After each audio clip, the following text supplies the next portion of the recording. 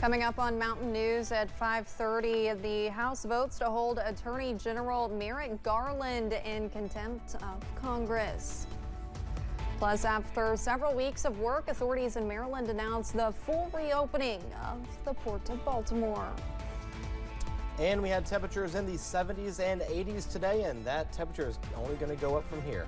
We'll talk about that in the First Alert forecast in a few minutes. Dedicated to southern and eastern Kentucky, this is WYMT Mountain News at 5:30. Good evening, I'm Olivia Calfee. House Republicans are pressing forward with their plan to hold Attorney General Merrick Garland in contempt of Congress for refusing to hand over audio recordings of President Biden's interview with a special prosecutor related to his handling of classified documents. Garland argues the Justice Department has gone to extraordinary lengths to provide information to lawmakers. CBS's Skylar Henry has the latest from Capitol Hill. On this vote, the yeas are 216, the nays are 207. The resolution is adopted. The House has voted to hold Attorney General Merrick Garland in contempt of Congress, making him the third AG in U.S. history to face the charge. The House GOP wants the audio recordings from President Biden's interviews with Special Counsel Robert Hur about his handling of classified documents when he left the vice presidency. The White House released a transcript of those conversations, but Biden asserted executive privilege to block House committees from obtaining the audio, saying Republicans only wanted the files for political purposes. We know we're entitled to all the evidence, and that includes the best evidence, which is this audio tape. The House vote will now go to the Justice Department as a referral. The Senate doesn't have to approve a resolution, and the DOJ will weigh whether to pursue a case. We have to defend the Constitution. We have to defend the authority of Congress. We can't allow the Department of Justice, an executive branch agency, to hide information from Congress. Democrats are accusing Republicans of only looking to make former President Donald Trump happy. This is all just an effort to satisfy the former president who has asked them to do something, to do anything, to distract from his own legal issues. Special Counsel Hur, a Republican U.S. attorney appointed by Trump, laid out a report in February describing his interviews with Biden as a, quote, well-meaning elderly man with a poor memory. But Hur determined that no criminal charges were warranted for Biden's handling of those documents. Skylar Henry, CBS News, Capitol Hill. If the Justice Department decides to take up the contempt resolution and pursue a case, then Garland could face a fine of up to $100,000 and even imprisonment. A federal jury has found a Kentucky man guilty of supporting ISIS. 34-year-old Mirsad Hariz Adim Ramek is from Bowling Green. He has been found guilty on a number of crimes involving his connection to the group ISIS, which has been designated a foreign terrorist organization. He is convicted of providing material support to ISIS, conspiring to provide material support to receiving military training from the group. Ramek could face up to 50 years in prison. One person is dead after a multi-county high-speed chase in Georgia. The chase, which began in Atlanta yesterday, came over an argument on a bus. That chase ended later in the day when 39-year-old Joseph Greer was arrested. The bus that was hijacked was a Gwinnett County Transit bus, which had 17 people on board. The bus went through traffic on multiple jurisdictions before coming to a halt just east of the city of Tucker. 5 people were taken to the hospital after a reported critical incident at a home in rural Illinois earlier today. It happened near a gated community in Ogle County, Illinois. Local and state police were at the scene. It is not known who fired the shots or why. Investigators say the scene is secure and there is no threat to the public. A federal judge has temporarily blocked a rule that would close a so-called gun show loophole in some GOP-led states. The order issued yesterday bars authorities from enforcing a rule requiring background checks for firearms purchased online and at gun shows.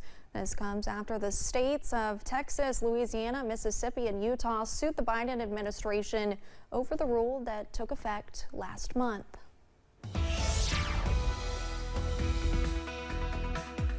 Albeit warmer than yesterday, still not bad today. We had temperatures in the upper 70s, some places making it into the low to mid 80s. Numbers for today made it to 79 in Jackson. I think that'll go up a couple more degrees for the official high, but this is observed as of right now. 76 Manchester, 79 London, 82 in Somerset, 84 in Middlesboro. Pikeville made it to 78 degrees.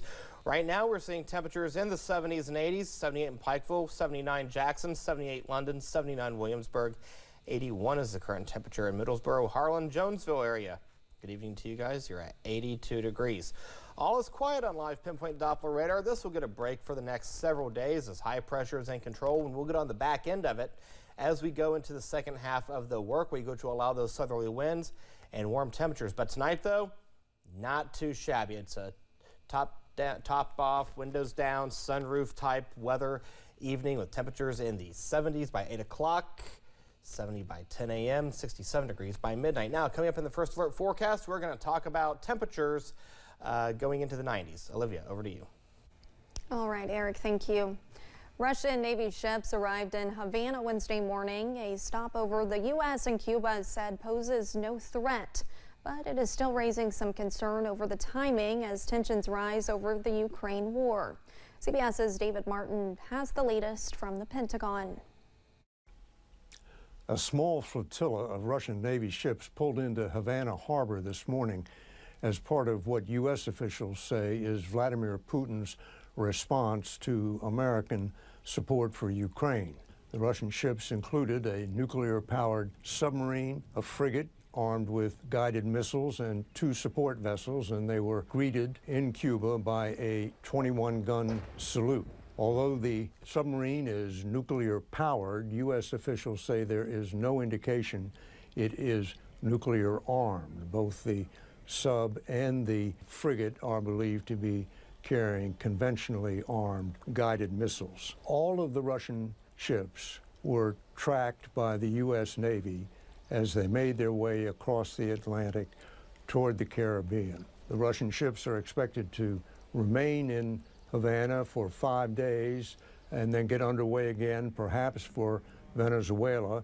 The U.S. officials say that when the Russian ships set back out to sea, the Navy will be waiting to resume shadowing them. David Martin, CBS News, The Pentagon. The defense attorney for double murderer Alec Murdaugh was ousted from the South Carolina Senate in yesterday's Democratic primary. State Senator Dick Harpootlian narrowly lost the Senate District 26 Democratic primary race to State Representative Russell Ott. Harpootlian said today he did not see any evidence his defense of Murdaugh played a role in his primary loss.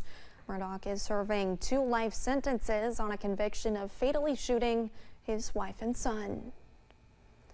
The Southern Baptist Convention has failed to pass a constitutional amendment banning female pastors.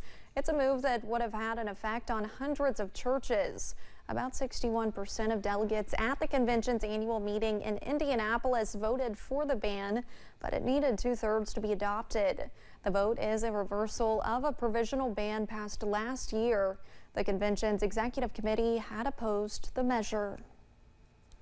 The Port of Baltimore is fully open to shipping traffic following the collapse of the Francis Scott Key Bridge nearly 3 months ago.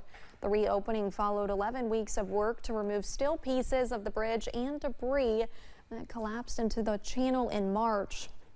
The incident led to the deaths of 6 workers and forced shipping companies to reroute their cargo to other ports, impacting Maryland's economy. But by moving as a team, by moving united, and by being Maryland tough and Baltimore strong, vessel traffic is fully reopened to the Port of Baltimore, and our brothers and sisters from ILA, today they are back on the job. Officials say rebuilding the Key Bridge could take years and cost billions of dollars. The Biden administration says it remains committed to getting the federal government to cover the cost. Coming up on Mountain News at 5:30, our investigative team talks to an advocacy group about mentally overcoming a scam and the resources you can use in order to recover.